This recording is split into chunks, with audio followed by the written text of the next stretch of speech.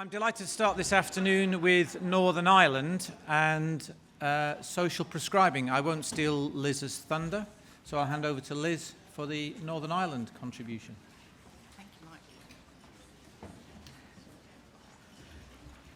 Good afternoon, everyone. I hope everyone's feeling suitably replete after that lovely lunch, but just not too replete, pending our presentation. It's lovely to be here. Thank you, FiMT, and particularly to the Research Centre, for today's excellent conference and for the opportunity to present. And a huge thank you from me to our three panel speakers today, Colonel Sally Coulthard, Professor Alison Baverstock, and Dr. Art O'Malley, for their work in Northern Ireland particularly, and also for their contributions today. And I am Liz Brown. I'm the head of the Northern Ireland Veterans Support Office, which is an organisation whose role is to coordinate and further develop the capacity to deliver the Armed Forces Covenant in Northern Ireland, where, as many of you will know, circumstances are quite unique and in many ways very different to the rest of the UK. Today we are going to talk about our model for social prescribing and peer support. You are all well aware, I know, of the concept of social prescribing and how it is successfully used across the UK. In Northern Ireland in May 2019, the Northern Ireland Department of Health announced a new social prescribing project funded by £3 million worth of national lottery money. It was recognised particularly that the scheme would really help rural dwellers and rural communities to take ownership of their health and well-being and to avail of practical interventions from and support from the community and voluntary sector that is really accessible and very accessible at a local level. And as one of our presenters will highlight later, nature-based social prescribing was also being used in urban settings in the United States to counter a real loneliness epidemic there. And it was widely recognized that social prescribing would work really well as a local and very accessible front door to bespoke and personalized care within the veteran community, given its general geographical disparity, its ethos, and its background. And the efficacy of social prescribing in populations with a very strong community identity, together with the ability to provide support and guidance to members of that community in a very supportive peer environment, was also really well recognised. So all of this resonated utterly and completely with the needs of the veteran community in Northern Ireland.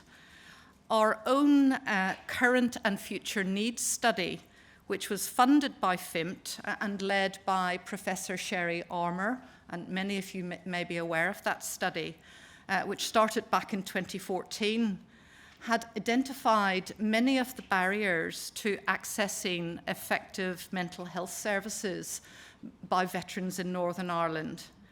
The most prevalent were security concerns, as well as stigma and the ability to travel long distances to services. And despite the fact that, much as we've heard from Wales and Scotland, nowhere is really very far from anywhere else in Northern Ireland, there is still sometimes an inability or indeed a reluctance to travel too far from home within our veteran population. But by far, the most limiting barrier to accessing services was trust. And those of you who know our Northern Ireland veteran population well, and I know that many of you do, will know that those with the greatest need remain very, very cautious about using wider statutory services and about mixing outside of the veteran population. So the current and future needs study concluded that the key to the successful use of mental health services in Northern Ireland by veterans seemed to be localised services which ideally were accessed through a trusted point of contact. And so what we want to describe today is how we're developing our own social prescribing model. It's very veteran-led. It's based heavily on veteran-to-veteran peer support and that real spirit of camaraderie, which those of us who have served know is often missing within our veteran populations, and they feel the loss of that camaraderie very keenly. That is not to say, of course, that our veteran-led programs run in complete isolation. We will also demonstrate, I hope, how using our office, the Northern Ireland Veteran Support Office, as a regional point of contact, we are gently, but nevertheless effectively, building linkages between our veteran activities and other community services where that is appropriate. So the three interventions highlighted here today: Defence Garden Scheme led by Sally, Reading Force by Alison, and the Ely Centre's model making by Art, have all found different and unique ways to connect locally with veterans in Northern Ireland. And so I will leave you now to hear how we are doing that before summarising and taking hopefully some of your questions at the end. Thank you.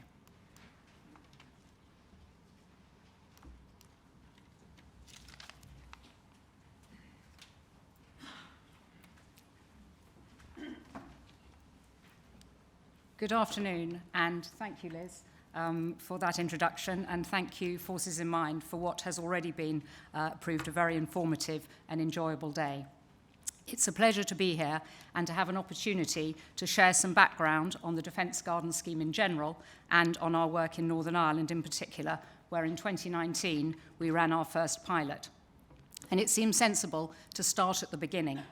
Where did Defence Gardens begin? In 2019, I was fortunate enough to be awarded a Churchill Fellowship. In fact, I had my interview for that fellowship in this very building. And that enabled me to visit Nicadia, this purpose-built, fantastic landscape nature therapy garden north of Copenhagen, which is used by the Danish Army for mental health recovery. It also allowed me to take a 6-week coast-to-coast tour of the United States, visiting probably up to 20 gardens and universities who were either researching and or delivering nature-based therapy for American veterans. This Churchill Fellowship, or my Churchill Fellowship, explored different service models in the delivery of nature-based therapy for veterans. And on reflection, I think the Defence Garden Scheme really started here in the Chicago Botanic Garden. And it all really began with a veteran, Fernando Valles, the US Marine who runs the Veterans Division within Thresholds in Chicago. Thresholds is the largest mental health charity in Chicago with 10,000 individuals, and 1,000 of those are within the military division that Fernando runs. Thresholds, as a military charity, believes in green care, but it doesn't have the expertise or to deliver it or evaluate it. So they partner with the Chicago Botanic Garden, and in particular with the enabling garden situated within that garden. Partnering as a theme for sustainable service delivery, we've heard about this morning, and is a theme I strongly believe in and will come back to. I asked Fernando why he was referring American veterans, US veterans, to the enabling garden. His answer was characteristically to the point. Well, ma'am, it's therapy without labels, and we don't do labels. It made me wonder why I had to write a 15,000-word Churchill Fellowship report and a 13,000-word master's dissertation on the subject. However, to give a slightly more nuanced starting point, as we're at a research conference, this definition, it hasn't come up. We're very stuck. The next, here we go. Yes, so this definition by Joanna Wise in her book in 2015, Digging for Victory, the foreword of which is written by Sir Simon Wesley, I think gives a slightly more nuanced starting point to the benefits of nature-based therapy, particularly for veterans. So, from that beginning and our first pilot in this walled garden on the Colebrook estate, and in partnership with the Northern Ireland Veterans Support Office and the Brookhouse Health and Wellbeing Centre, this slide summarises the development from the beginning of the concept of the Defence Garden Scheme in 2018 through our pilot, through a series of different interventions, and then where we are currently in a regional rollout stage.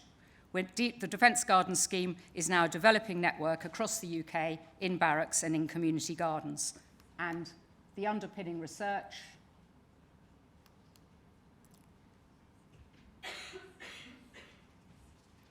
yes, this is our first pilot. This is the Colebrook estate on the border between Northern and Southern Ireland, and is the model that we're using to roll out within Northern Ireland and more widely. Our underpinning research is capsulated in the fellowship report, which is available. So all of the work I did in the States and in Denmark is in that fellowship report, available through the Defence Gardens website. And then the actual manual, the actual intervention, our 10 weeks that we deliver to, is encapsulated in the concept manual. That's not available online, but it is available for anybody here, obviously, who would be interested in seeing it.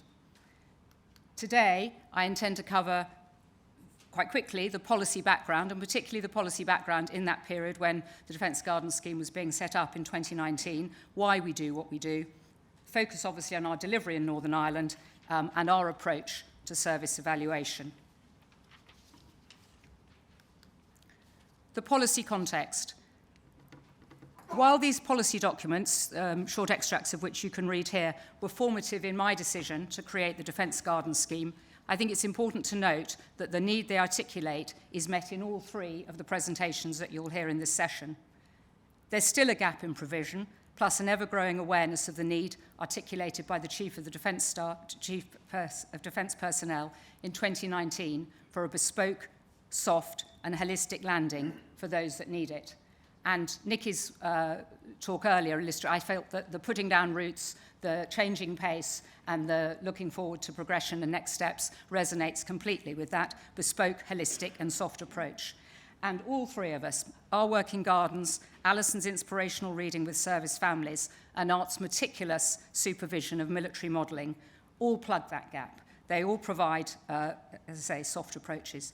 They all three give individuals much needed time and space in safe places to reflect, as well as critical peer support, breaking social isolation, and making new social connections.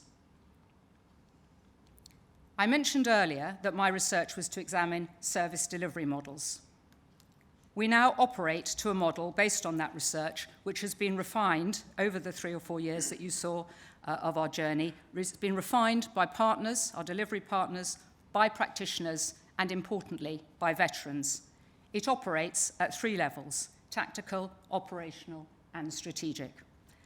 As the previous chairman of COBSIO observed, this provides a coherence across the sector and a fidelity of delivery. The next 3 slides illustrate how applying that model in a regional context in Northern Ireland looks.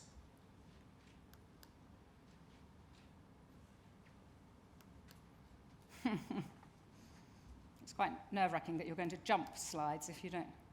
It's not working.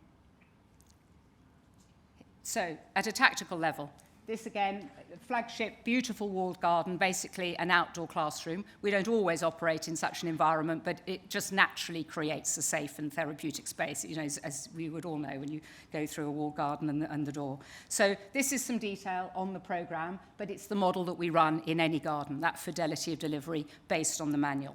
Clearly, the lead therapist uses the manual and adjusts it to the group. They adjust it to the seasons, but it provides a handrail. And importantly, it explains to funders and sponsors how we deliver and how we evaluate. It's a blended programme of practical horticultural skills and therapeutic outcomes. They range from physical, social, cognitive, and emotional. We use mindfulness, reflection, and journaling to help develop self-management of mental health symptoms. And I must admit, I've been surprised throughout my time with the US and Danish veterans, as well as with our own, how important these elements are and how much they take them on board and value the coaching and the support to self-manage their own symptoms. Dan Millen, who is a SAFA Divisional Secretary and runs a Defence Garden Spoke Garden in Manchester, is sort of by our stand and poster in the hall and has got copies of the manual if anybody would like to see them. I spoke earlier about the importance of partnering. In Northern Ireland, we have 2 delivery partners, Brook House Health and Wellbeing Centre, shown here, but also Ashes to Gold up in Coleraine in the north. And that allows us to have about a 1.5-hour radius for access to services. But we're also steadily growing across UK with interest from partners developing in Scotland, the northwest, the southwest, and the southeast of England. Regionally, and I can't emphasize this too much, regionally, from my perspective, running a network or starting to grow a network, having a sound regional partner in the Northern Ireland Veterans Support Office is invaluable. Liz and I jointly employ a regional coordinator. The 2 to 3 days a week that Charlie Marno, himself a veteran, dedicates to coordinating activity across the Northern Ireland DGS network is a force multiplier from my perspective. And it is certainly a role we shall take forward in the regional rollout. Strategically, in the last sort of 6 months, we've started to establish strong strategic partners for specific areas of our work. So I'm very keen, obviously, that the mental health support, whilst it may be very strong in one location with the Brook House Health and Wellbeing Centre and on site, that may not be the case if we're partnering with a football club in Manchester. And so to keep that consistency, we now have links with the Icarus charity so that our mental health support for veterans and also for the clinical supervision of our practitioners is consistent. And we have been approached by the Ripple Pond to see if we can offer this service for the families, which in due course I hope we can, the 10-week programme for families. But we're going to actively support families with the Ripple Pond. This next slide shows our footprint in Northern Ireland. And what's not shown here are the spoke gardens, which Charlie is coordinating. So for each of those hubs, there'll be 2 or 3 spoke gardens. These provide all year-round support.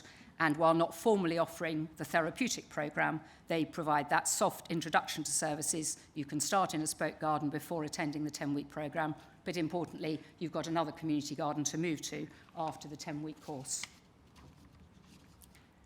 My final section is to explain how we're approaching service evaluation. This is a journey.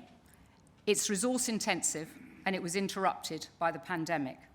But it now has strong foundations, and I'm delighted to announce today that while Dr. Claire Castle herself isn't here, her senior scientist Nikki Heinz is here from Bravo Victor, and we're just establishing a service level agreement so that DGS can be supported by Bravo Victor moving forward. We evaluate with qualitative, at the moment, testimonials, but I hope to move that to semi-structured interviews so that we can start to pull through the themes of the impact of what we're doing. And also then our quantitative, which I'll talk a little bit about. We also gather our attendance data and individual progression plans. The next couple of slides I'll just allow you to read, which are testimonials from the autumn programme of the veterans who attended.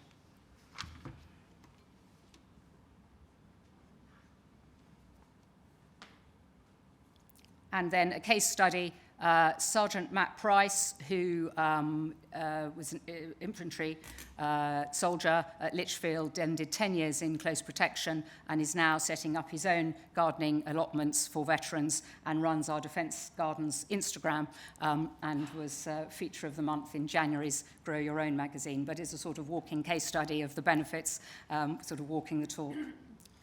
Moving on to our quantitative and the Warwick and Edinburgh mental wellbeing scale, I'm very conscious that most people in the room will be familiar with this, but there's just a definition for those that might not be. This is used by GPs. It's a 14 forward-leaning questionnaire and it's very useful in community-based mental health care.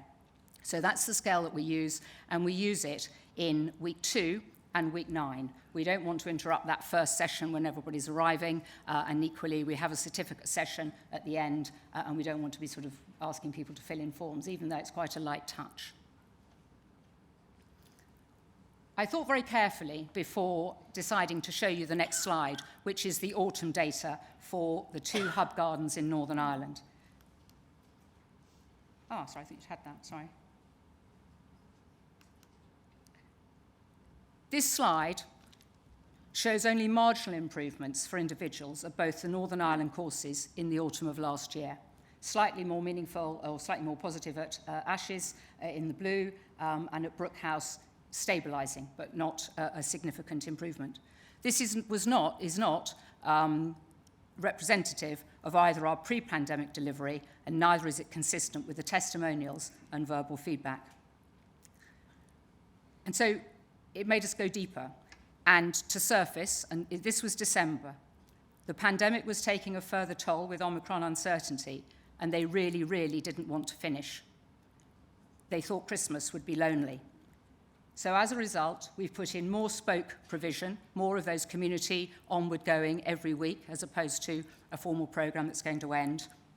And we've done that at Brookhouse, and we've done it in Manchester since December as a result of this feedback.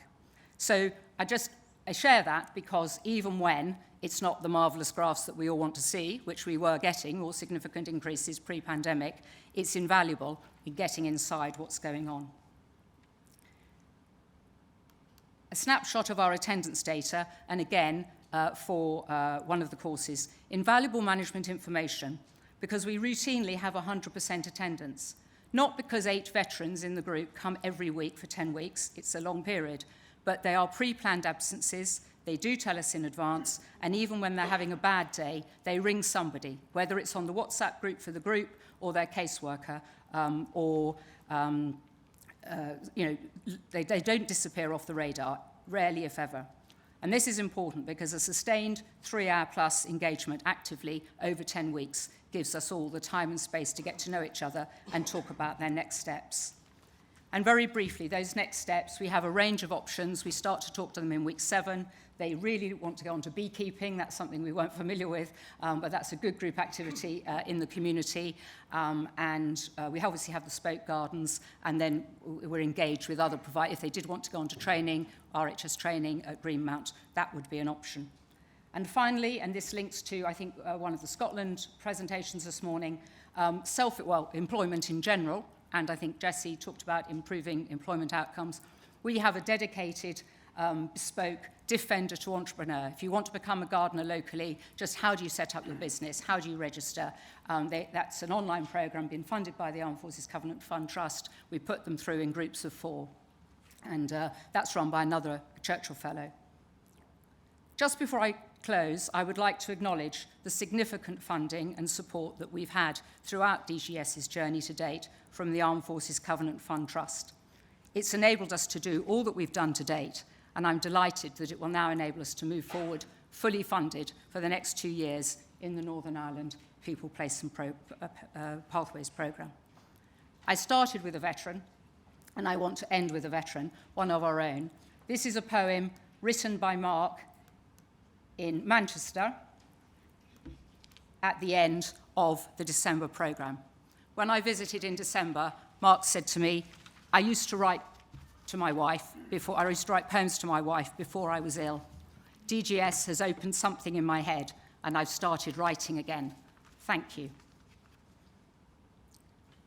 Thank you very much for listening, and now I'm delighted to hand over to Alison to talk about Reading Force.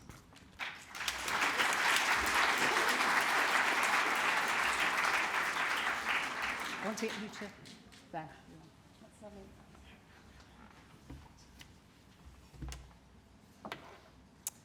Well, thank you very much indeed, and again, warm thanks to the Forces in Mind Trust. Just before I start, I thought I'd just address, given that we're a research forum, the sort of research that we're doing. My background, I'm still married to the same man, but I was married to him for 30 years as a soldier, and I've now been married to him for 6 as a veteran. My professorship is actually in publishing, and I've always been very interested in the impact that reading can have in creating community. The sort of research we do is very much grounded in literature, so it's grounded in the literature that's available, but it's also grounded in professional and personal experience. And then mostly it's practice as research. So we're doing things, we're then analysing and getting feedback in all sorts of ways, from verbatim comments to surveying and focus groups, and then working out how to do it better in future. And we really believe in collaboration. So actually we're working across the panel that you see in front of you. So you can read about gardens, write about gardens, journal about gardens, and the same goes with model making. So very joined up, we think. I have to do that academic thing of saying what I'm going to cover before I do it, so I'll skip on from that. So to give you a bit of background on Reading Force itself, we're a tri-service charity that supports the emotional well-being and mental health, resilience, keeping people connected during times of difficulty. And we give out scrapbooks. We encourage families to share a book and to communicate about the experience. And we know from lots of feedback that people find this a very positive thing to do. We support all sorts... We support all sorts of military personnel, veterans obviously absolutely embedded in there. But in the process of the welcoming all, we've also learnt a lot about the military and, for example, the value, particularly during lockdown, of forces families who weren't able to see children from previous relationships, and they actually used us to keep in touch. Why reading?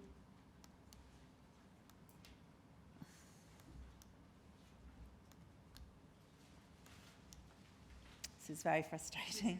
Oh, there we go. Why is reading so good for you? Well, again, I refer to the literature. There is so much evidence, whether you study reading under neuroscience, publishing, education, child development, librarianship, it's always seen as an uncontested good.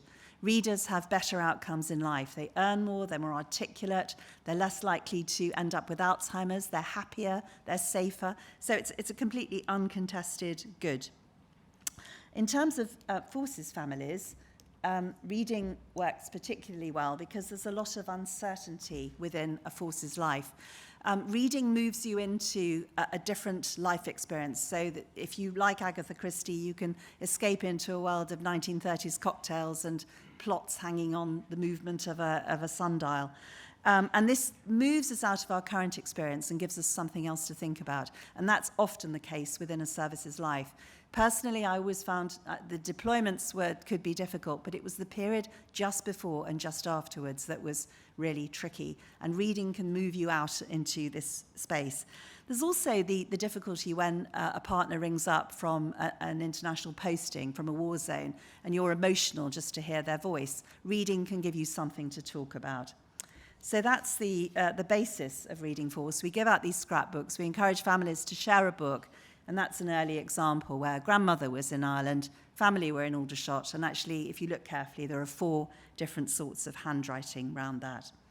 So far, we have circulated nearly 150,000 scrapbooks all over the world, wherever British forces are posted, and we get consistent feedback that it's helpful. Families enjoy it, they feel connected, they switch off the telly, and they communicate. So we've been doing this for 10 years when we started working in Northern Ireland. And just to give you some background, there were some interesting opportunities in Northern Ireland. Firstly, we hadn't really explored there very much before because we were always aware that it would have to be done in a different way. Normally, we operate through setting up partnerships with schools and the kind of social services that support forces families. Very difficult to do that in Northern Ireland. You can't just get kids in a school to identify themselves as forces children. There are also issues about delivery. You can't have anything that's marked with anything that's to do with forces. So we knew that the scheme worked, but the question was how to get it up and running.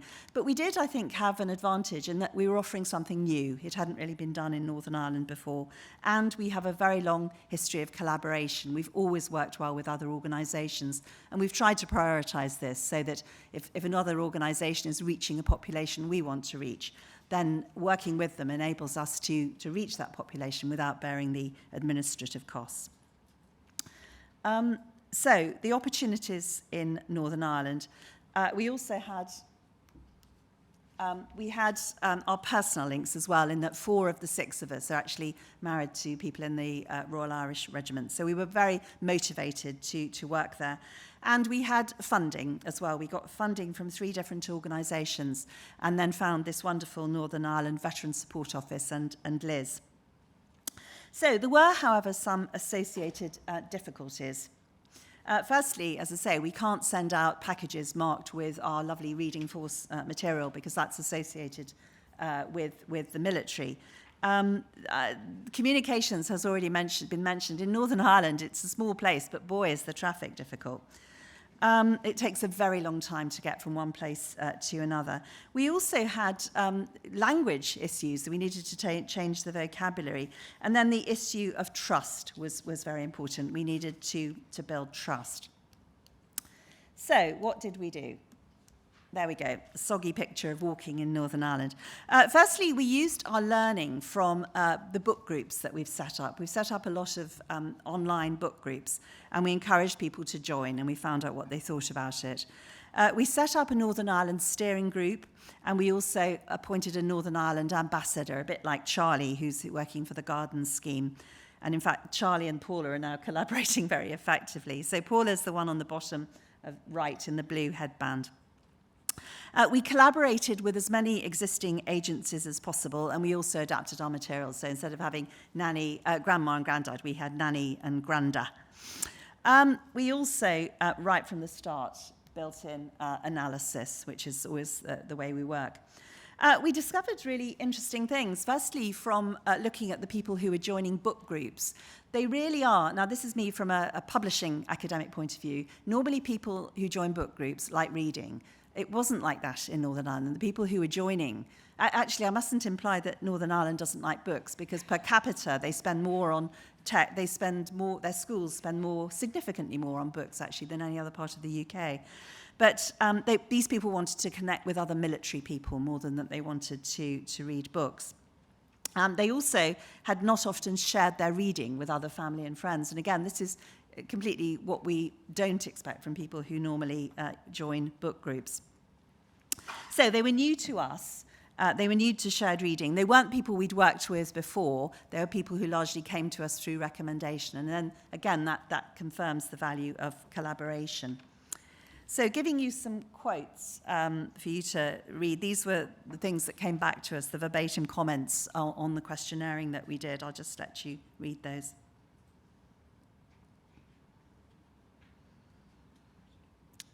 So we were uncovering profound feelings of loneliness.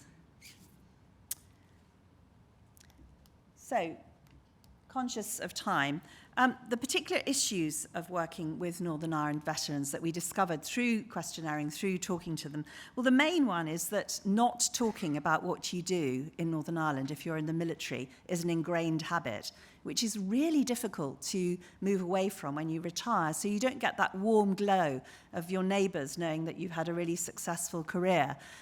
Because people don't know that's what you do. And that becomes a habit. So not talking about your military service is an ongoing issue.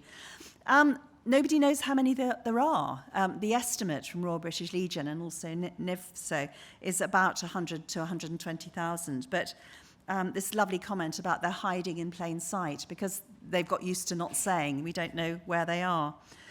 They're often keen on being connected, but very reluctant to make the first move. And we also uncovered a feeling that there are so many organisations offering them support as veterans. They don't know where to start. They're also quite reluctant to take on commitments that might involve more commitment than they're actually looking for. So that was a bit of an issue. And then this really cultured instinct within the forces of not to ask for help. That is so profound and so difficult to get over. So these are some of the things that we did. We visited our Forces Ambassador in Northern Ireland, went to lots of events. She ate a lot of breakfasts, drank a lot of coffee, went on trips with veterans, talked to as many as possible. And we also found... There we go. We also found that social media was much more important in Northern Ireland than it has been in other areas that we'd worked. We found giving people a book or a scrapbook was a very profoundly important thing. They took this as very meaningful exchange. And we found that trust needed to be built and commitment built slowly. The other thing that we did was design an individual reading record. Again, this came from feedback that people wanted a place in which to store their ideas about what they'd read, and there was a very strong link with mindfulness and reflection. And so we produced this A5 reading record, which we piloted. We agonized for ages about how much space to allocate within it, how many books that they should have to feature. And we also gave blank spaces for them to just write their thoughts connected with their reading. And ironically, when we questionnared them, we found we hadn't given them enough space. So I think this validates the approach we take of practice as research, because if you ask them beforehand how many pages, well, they wouldn't be able to visualize what it is you're thinking of producing. But if you produce it and then share it, you find out more. There are copies for people to take away of these on with our poster outside. There is a slip in the middle which takes you directly to a questionnaire. So we would ask you, please, to take it away. You can have lots more which we can deliver because they are free to Forces personnel. And ex-Forces personnel, but do please take the time to fill out the evaluation questionnaire, which we'd really appreciate. Okay. I love this quote. So in other words, we're giving people a record of how they've spent their time. So looking forward, this is practice as research. We're learning how to do things better in future. We're also getting increasing inquiries from elsewhere in the UK. We've had quite a lot of requests for this from people who don't live in Northern Ireland. We are picking up consistently that reading is seen as non-invasive, as gentle, as a basis for mindfulness, because it delivers all these feel-good factors of just doing something else rather than concentrating on the thing that's distressing you. So, just summarising what we've learnt. Veterans are hard to reach. I mean, I think that's the message that's going to come over from all of us within Northern Ireland. The younger ones particularly. They've often prioritised service over family links and perhaps not established a family at all. They can't talk about their work. There are particular categories that need attention, like veterans without a family or women, female veterans who, again, may not have a wider family, or family doesn't know what they've been doing. There's a very large range of different organisations who are supporting them, and we sent information out to all of these organisations who are very pleased to receive it, but it doesn't mean to say that it's actually being pulled down by the veteran, that they may be making it available, but the veteran not accessing it, which is why we found social media worked so well as a counteract to dealing with the large organisations. Now, it was interesting that Jessie this morning mentioned the role of stories in lives, and our consistent feedback was that veterans really like telling their stories. They like to share what it is they've done, but they need to feel safe. They need to feel in a safe place. And we found that encouraging them to fill out this record and then moving them towards belonging to an online book group was a very effective way of steering them towards more contact in future, and maybe then doing a family scrapbook, but that the non-invasive nature of reading was very helpful. And I think I've talked about that. So the final one is just pointers as to how you might collaborate with us in future. Firstly, do please look up our website, which has lots of information about things that we've done. We are keen on doing individual projects to find out more about how the military community works. So, for example, we did, and I mentioned this to Rob Newman over lunch, that we did a project with veterans in prison during lockdown, and found that actually connecting veterans through shared reading with their families was very positively seen, and in fact particularly so because we just delivered the project at the start of lockdown. We're also running a writing competition at the moment and gathering some really, it's called My Forces Life, and we've got various categories including adults, and we're getting some really powerful journeys coming to us. So do please register, do please consider establishing a Reading Force book club, because that can certainly happen. Pick up a copy of the Veterans Reading Record, and do please offer us as a routine resource within your support for veteran forces. But I think, just summarising, the experience of working in Northern Ireland in collaboration with the tremendous support that already exists has been an educational one, but also a profoundly moving one that's brought a lot of relationships that will be developed in future. Thank you very much indeed.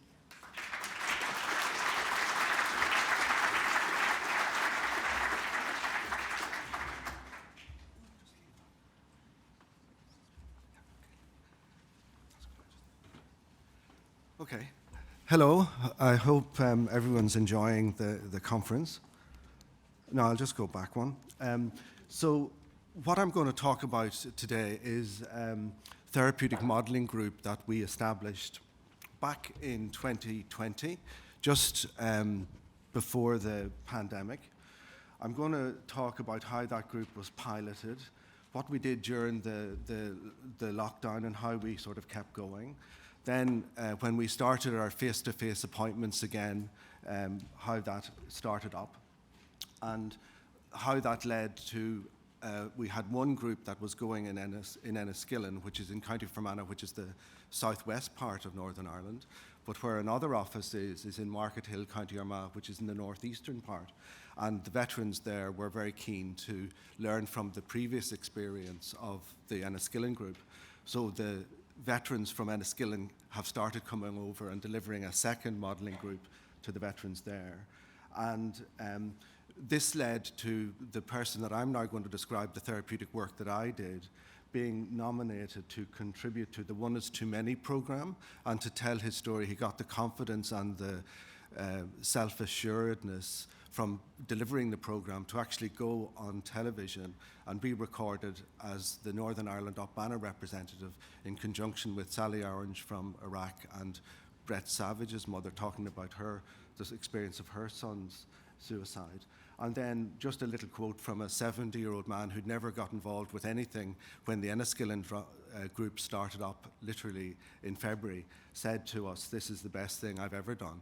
So it really has made a difference. So I'll take you through the journey, really.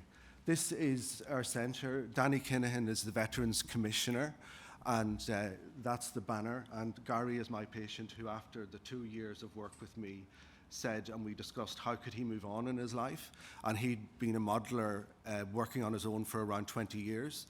So we talked about how he could become an instructor and a modeller for other veterans. And I've left that up just to show our open door policy there. So this is inside. This is one of our MLAs, members of the local assembly, Deborah, and she came to support and hear about the work of the veterans on the ground. And there's one of our participants showing the work that they've done. You can see from the banner some of the detail, and I'll be showing you pictures of the detail of the work. These models are it involves quite a lot of work, and as Gary was explaining to me, you get these packs that are really minuscule parts that you have to paint, you have to take apart, put together, and it can take up to 6 months to build a tank or a model airplane or World War I or World War II model. This is Danny again being shown a model of a tank that's being displayed, and the work that these guys have done over the last 2 years has been so well recognised that the Industrial Museum or Military Museum in Belfast wants to display some of their models. What's particularly interesting about this man was 2 years ago he was given a diagnosis of Alzheimer's, and 2 years later he's every day, his wife says, working out on his models, turns the telly off, has renewed confidence, renewed concentration, and it's given him a new lease of life, which is really amazing. We had what I'm going to describe to you really here is Gary's journey. So you've heard about Brook House.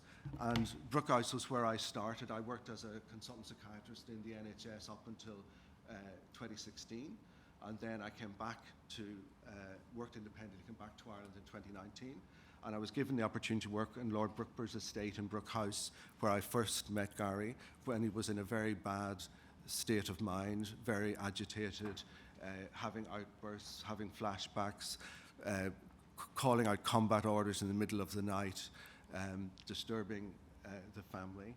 So he was also living in an environment where a lot of the terrorists had been released in prison, and they were sort of constantly intimidating on his just day-to-day life, meaning that his life was becoming more and more restricted. So he had a very proud tradition of service from his uncle and various members of his family in the services. When he was telling me in the initial assessment, he was not being listened to. He had come from a very sort of negligent, neglectful background. His mood was very low. He'd had a number of suicide attempts, very serious ones, and he'd experienced a lot of injuries to his hip, ankle, and back as a result of the patrols that he was on, and they were carrying and would be carrying these 90-pound burgans. He was a full-time member of the British Army, unusually, in Northern Ireland, and he was deployed on that full-time role rather than the UDR, who would often be part-time, would have their full-time jobs and then come home for their tea in the evening, they go out and patrol and come back home again. So he was really serving at the sharp end of the troubles in the north. There were other issues that he had to deal with, being involved in a very severe car accident, having to survive the death of a nephew from a drug overdose, seeing a recruit shoot himself and kill himself while he was stationed in the Omagh barracks.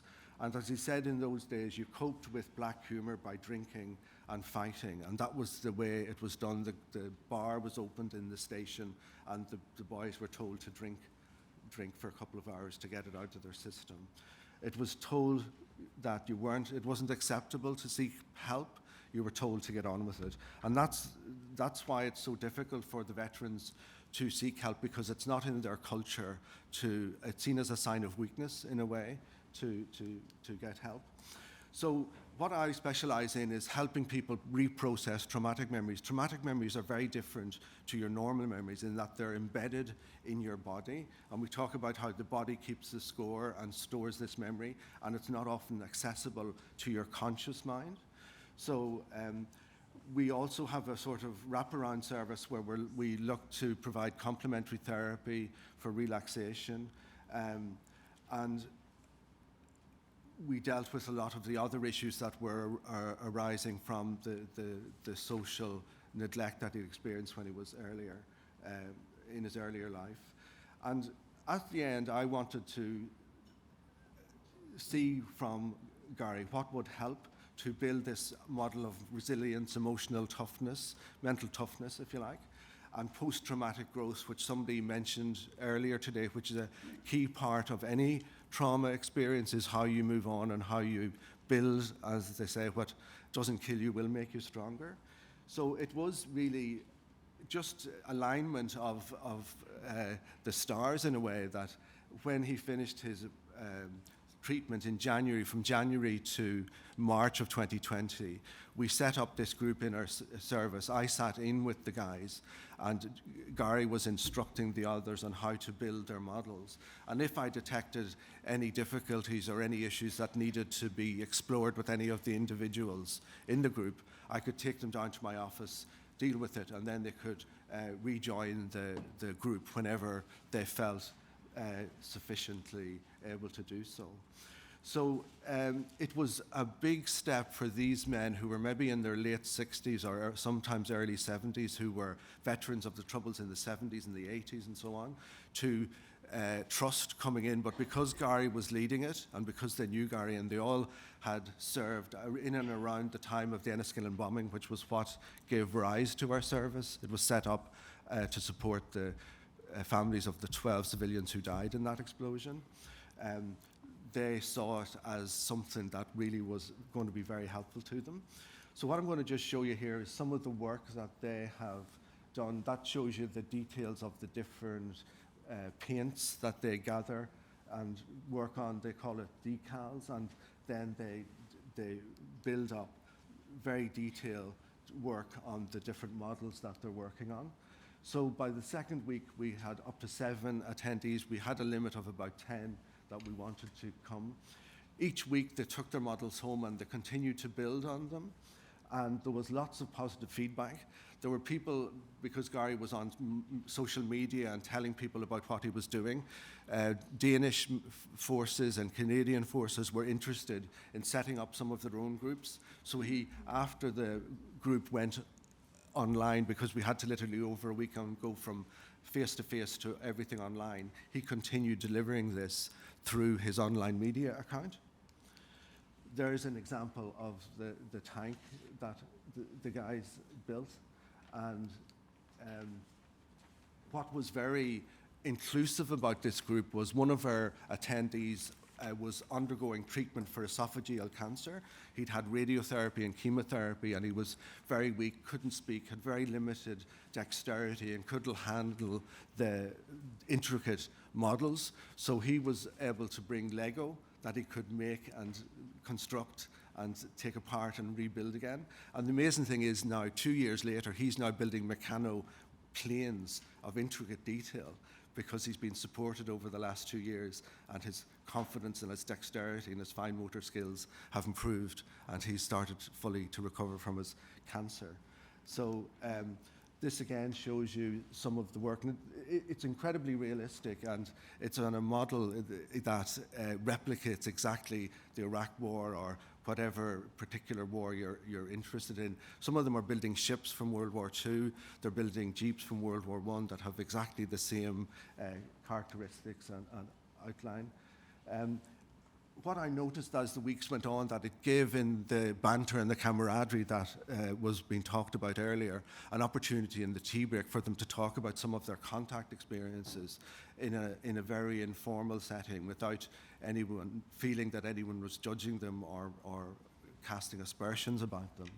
And I just mentioned one attack because it relates to a brother of the person that I was involved in, where it was an 11-man IRA gang attacked a stationary border post, and 2 soldiers were killed and another soldier was very seriously injured, and they were involved in trying to get the bodies to hospital and to the morgue as well.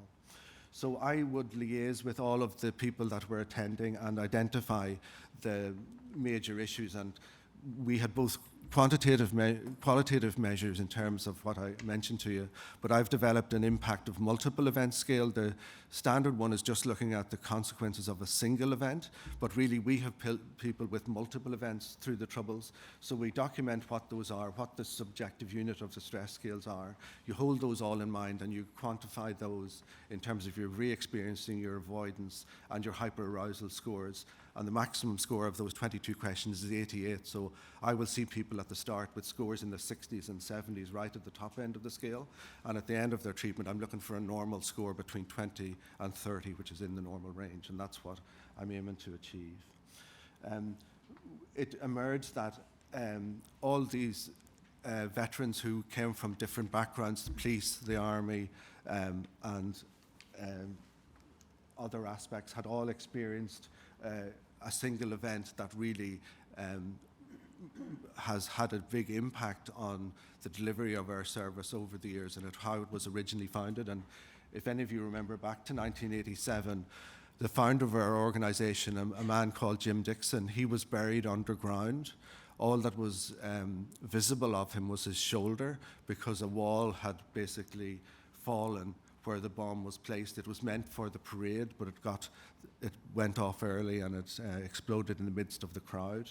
And he was dug out of the rubble, but he chained himself to the gates of Downing Street when Tony Blair was Prime Minister to insist that funds would be granted to help the founding of the Ely Centre. He's still alive, he's 88 now, and he's our chair of our board of directors. So he's one of the sort of stalwarts of the community who has made a big impact in getting our service up and running. Liz made the comment that you can see with the detail on the uniform of the guys in the turrets, how as they're leaning forward, you can see the crease in their gear. So it just shows you the attention to detail that involves. And we have 2 experts now, one from the modelling group and one, a fellow called Ray Hoskins, who's just devoted his time to come in and just give sort of one-to-one tuition to these guys just out of his spare time, because he's so interested in helping them learn these skills that take years to sort of emerge and amass. And this just shows you the range of different people that were there. And it is very true what was said about trust. There's some people it's taken 2 years of attending this group for them to want to come and see me and tell their story. But just by being there for 2 years and not asking questions, when they come up to you and say, can I come and have a chat, it shows you that you've built that trust by just being in their presence. We, as I said, did a lot of modification for the different groups. And I mentioned how one of the group now, he isn't sitting in front of the telly, he's doing his model and bringing it to the group. So we have now allowed this group to be sort of determining, and they used to be called the Fermanagh Modelers Ely Centre. Now they're just the Fermanagh Modelers, and they want to set up their own constitution and maybe their own charity and build this as a model that can spread across the north. We have it spread to our Market Hill office, and now they want to reach out to the Portadown branch and attract another group there as well. This just shows you some of the intricate detail of this radio operator in sort of a desert type operation, and I just throw it up there to show you some of the work that's happening. So my role was really to be available for individual consultation, and I think as far as we're aware, this is the first time a group of this type had me as a psychiatrist and psychotherapist available to deal with any issues as they arose.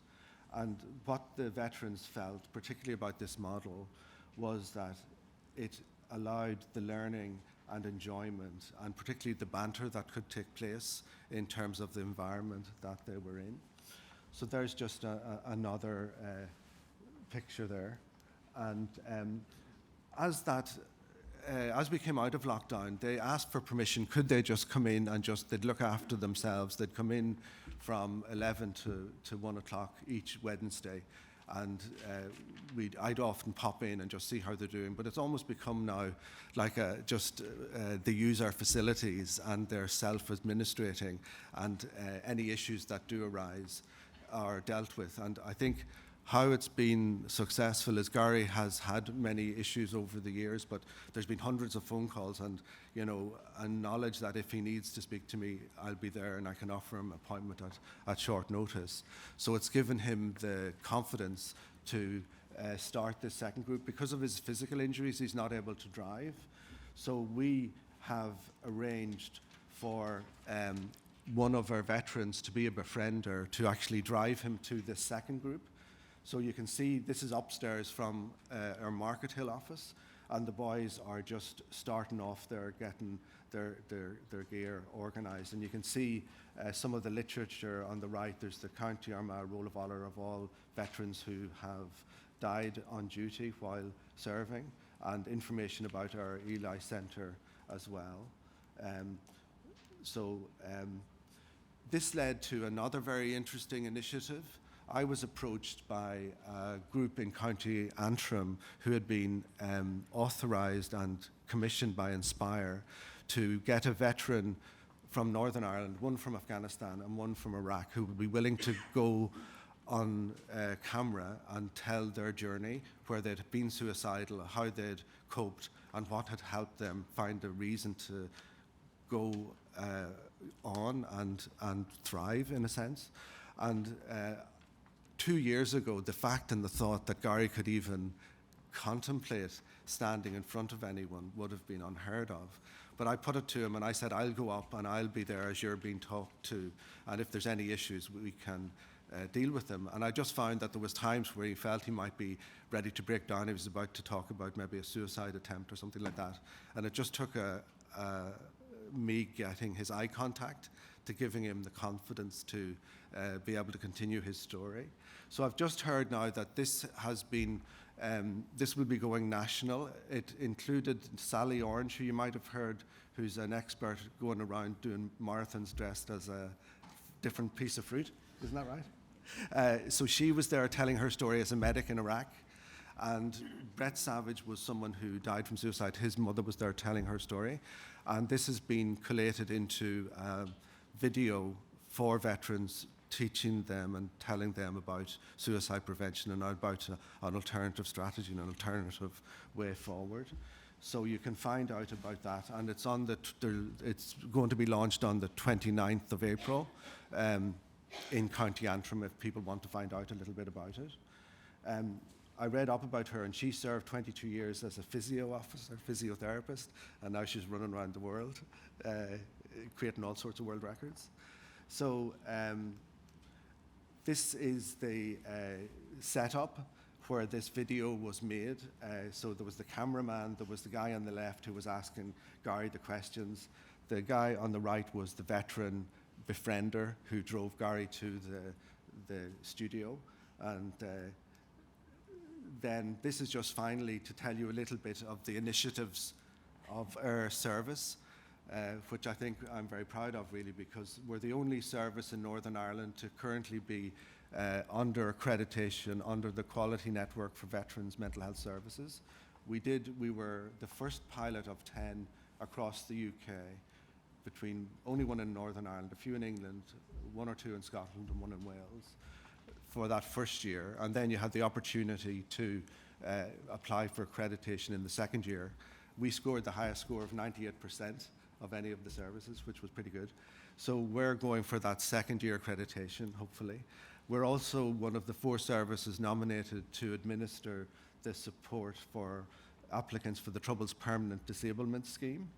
And that's a lot about managing expectations and avoiding re-traumatization, both of our welfare team hearing the story and the families telling their story maybe for the very first time. We've also initiated Onside, which is going to be the first Northern Ireland Veterans Football League. We've started it in Portadown and in Enniskillen. Mind you, Gary was there, and he's not the fittest, and he dislocated his kneecap on one of the days, but he's going to have to be careful not to exert himself. So we also did a very interesting initiative for the veterans on one of the farms near our service for ecotherapy, where the therapy was delivered out in this wood, and we're going to hopefully develop that in future. And I'm putting together a 2-day workshop to train therapists in the form of therapy that I have developed, which anyone who wants to find out more about can come up, and I'll show you some of the resources that we use. And finally, I've accessed a very novel form of pain management with a physio who specializes in neurostimulation, which can really get to grips with a lot of the complex chronic physical health problems that a lot of our veterans have.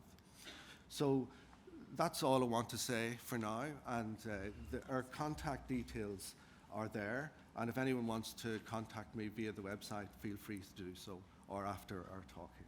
Thank you.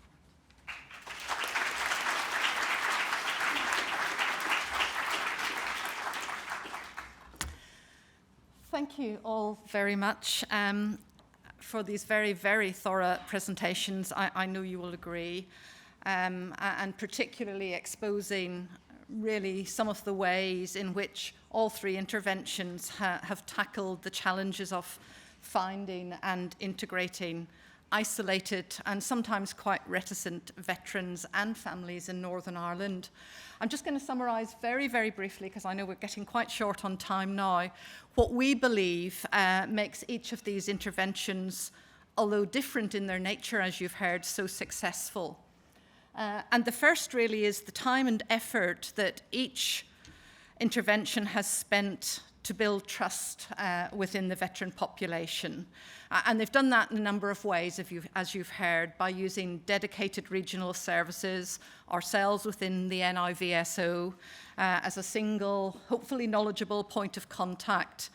And I think that's been particularly useful for Sally and Alison, who are not based in Northern Ireland. And you've heard some of the initiatives that we have used to really enhance that relationship.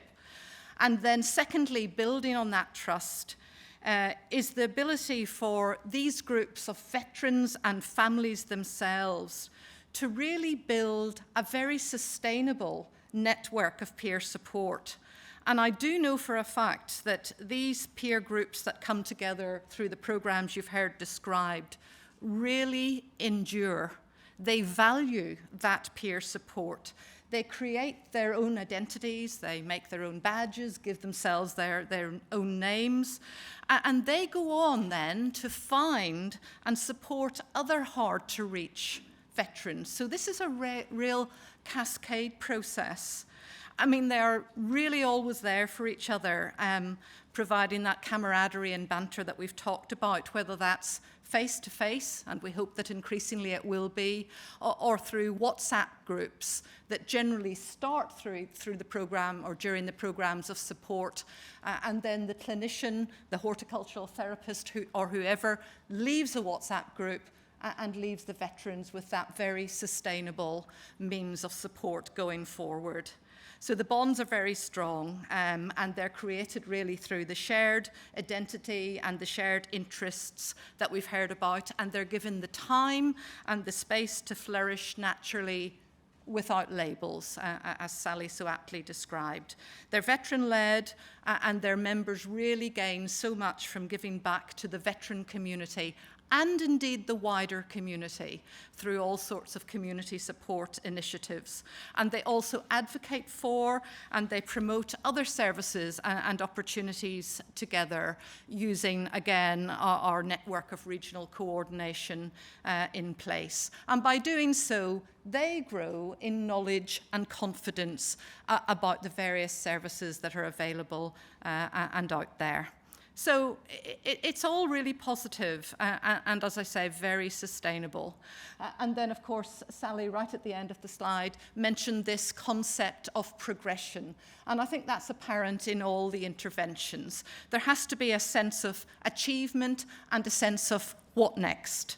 And you've heard how that works with DGS, for instance, looking at horticultural qualifications, developing volunteering opportunities, and access to employment opportunities. And we're looking at trying to develop something around defence estate maintenance in Northern Ireland. So very positive. And then just finally, all three speakers talked about the connections that have been built almost as a result of doing this conference. And we've identified all sorts of connections between the interactions. So really, I hope we've demonstrated, and I hope you can see how this really builds gently but effectively into a very powerful model, which will only grow and strengthen in Northern Ireland, which is actually, similar to Wales and indeed Scotland, a relatively small but well-networked place. And we have many other activity-based peer support programs, which we haven't described today, and we really want to continue to integrate those with everything you've heard about this afternoon and more widely. So we really look forward to developing the model over the coming months and years. So I really need to finish there. We're bang on time. We probably don't have time, regrettably, I'm sorry about that, for some of the excellent questions which we've received. Any or none? How would you like me to play? A couple? You're happy for me to take a couple? Well, let's see. What shall we take?